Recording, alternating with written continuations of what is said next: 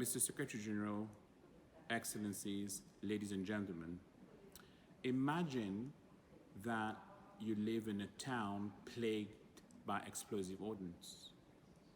Imagine that your daughter, son, partner, wife, husband, or any family member falls victim to an explosive remnant of war.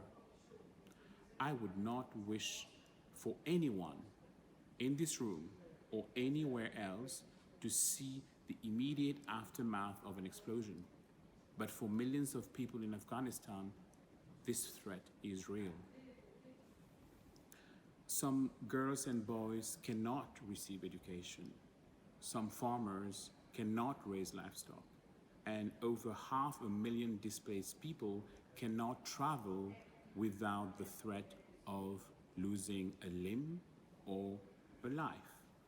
It is also deplorable that even those who risk their lives to mitigate the effects of explosive ordnance should themselves be targeted. We still mourn the humanitarian deminers who were attacked in Afghanistan on 8 June 2021, the deadliest attack on deminers in the history of the mine action sector. In Helmand, Kandahar, Kunduz, and more, conflicts have left abandoned improvised explosive devices, IEDs, and explosive remnants of war behind. The mine action sector in Afghanistan continues to receive requests for the clearance of explosive ordnance. But what can we do? Or rather, what must we do? We must improve access for humanitarian teams to reach those most at risk. We must mitigate the danger presented by explosive hazards to Afghans and to humanitarian actors by clearing explosives from the ground and by teaching people how to stay safe. Our colleagues plan for now to reach some 1.5 million people, and they can. Mine action organizations are deploying teams now, but at the moment, some 8.6 million is urgently needed.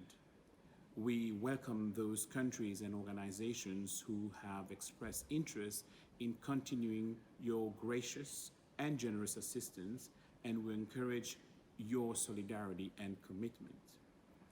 In the words of the Secretary General from his most recent report on assistance in mine action of just last month, I quote, "Funding for protection responses must be scaled up, including through the mine action area of responsibility within the Global Protection Cluster," unquote.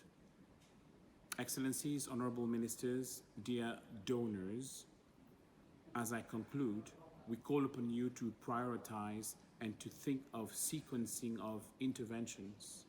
Prior to even thinking of early recovery and much later development, one needs more immediate life-saving humanitarian action, protection, and peace dividends.